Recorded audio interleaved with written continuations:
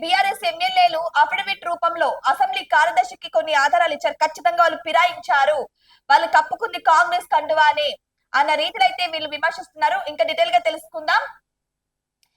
BRS ticket పై గెలిచిన ఆ 10 మంది ఎమ్మెల్యేలది పార్టీ ఫిరాయింపేనంటూ ఆ పార్టీ నాయకులు తమ వద్దున్న ఆధారాలను అఫిడవిట్ రూపంలో అసెంబ్లీ కార్యదర్శి నరసింహాచారికి సమర్పించారు.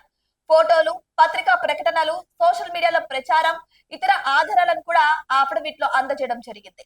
ఆ 10 మంది ఎమ్మెల్యేలు నియోజకవర్గ అభివృద్ధి కోసం సీఎం ను కలిశామని చెబుతున్నా కొన్ని నెలలుగా వారంతా కాంగ్రెస్ కార్యక్రమాల్లో పాల్గొంటున్నారని బీఆర్ఎస్ నాయకులు పేర్కొన్నారు. సో ఇక్కడ ఏం జరిగిందంటే వాళ్ళు ప్రకటించినట్టు కొన్ని ప్రకటనలు కావచ్చు, న్యూస్ పేపర్ ఇష్యూస్ కావచ్చు, లేకపోతే వాళ్ళు దిగినటువంటి ఫోటోలు కావచ్చు, ఇవన్నీ కూడా అఫిడవిట్ రూపంలో అయితే సమర్పించినట్టు చెబుతున్నారు. సో వాళ్ళు కప్పుకుంది 100% కాంగ్రెస్ కండువానే అని చెబుతున్నారు.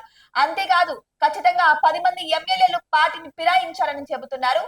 అయితే వీళ్ళు గత కొన్ని రోజులుగా మేము నియోజకవర్గం అభివృద్ధి కోసం మాత్రమే సీఎం ను కలిసామని చెబుతున్నప్పటికీ కూడా వాళ్ళు సీఎం ని కలవలేదు. సో వాళ్ళు ఖచ్చితంగా కాంగ్రెస్ పార్టీ కార్యక్రమాల్లో పాల్గొన్నారు, మా దగ్గర ఆధారాలు ఉన్నాయని మరి ఆధారాలు చూపిస్తూ మరి చెబుతున్నారు బీఆర్ఎస్ పార్టీ నాయకులు. సో అంతేకాదు అనర్హులుగా ప్రకటిస్తారన్న భయంతో గతంలో సీఎం ను కలిసినప్పుడు తమకు కప్పింది కాంగ్రెస్ పార్టీ కండువా కాదని జాతీయ జెండా రంగులో ఉన్న కండువాని బుకాయిస్తున్నారని విమర్శించారు. పోచారం శ్రీనివాస్ రెడ్డి స్థానిక సంస్థల ఎన్నికల్లో కాంగ్రెస్ నేతలను గెలిపించాలని బాన్స్వాడ కాంగ్రెస్ కార్యకర్తల సమావేశంలో బహిరంగంగానే పిలుపునిచ్చారని వాళ్ళు ఆ అఫిడవిట్ లో పేర్కొన్నారు.